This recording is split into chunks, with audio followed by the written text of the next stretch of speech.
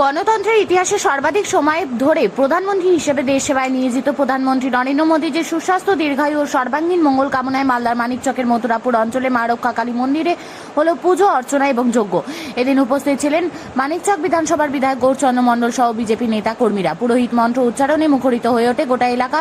চলে দীর্ঘ সময় ধরে পুজো অর্চনা। বিধায়ক গৌরচন্দ্র মণ্ডল যজ্ঞে আহুতি দেন এবং মানিকচকবাসী দীর্ঘায়ু কামনা করেন।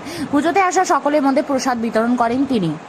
মোদীজি ভারতীয় জনতা পার্টি এবং মোদীজির সুশাসনের 12 বছর পূর্তি উপলক্ষে মানিকচক বিধানসভার ভারতীয় জনতা পার্টির পক্ষ থেকে মা রক্ষাকালী মন্দিরে পূজা দেওয়া এবং যজ্ঞ অর্চনা করা। পূজা অনুষ্ঠানের মধ্যে মোদীজির 12 বছর অর্থাৎ সুশাসনের 12 বছরে তার পূর্তি উপলক্ষে যজ্ঞ অনুষ্ঠান এবং পূজা অর্চনা মা রক্ষাকালী মন্দিরে করা হয়েছে। কেন বলুন তো? মা রক্ষাকালী মন্দির মানিকচক বিধানসভার খুব জাগ্রত।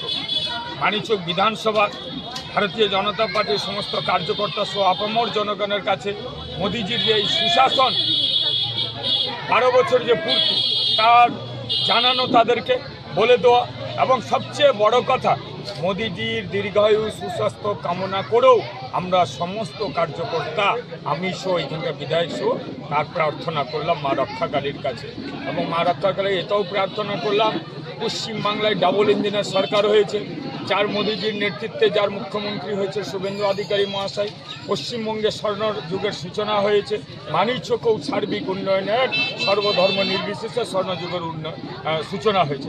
আপনারা জানেন মোদীজির এই 12 বছর কালে মোদীজির সুশাসন, উন্নয়ন, জনকল্যাণ এবং আত্মনির্ভরের এক নতুন দিগন্ত উন্নয়নের উন্মোচনের এই 12 বছরের তার দিক দিগান্ত আলোচনা করার নির্দেশনার জন্য আজকে 12 বছরের সুশাসনের মোদীজি তার পালন করা। মা রক্ষাকালীর কাছে কি প্রার্থনা?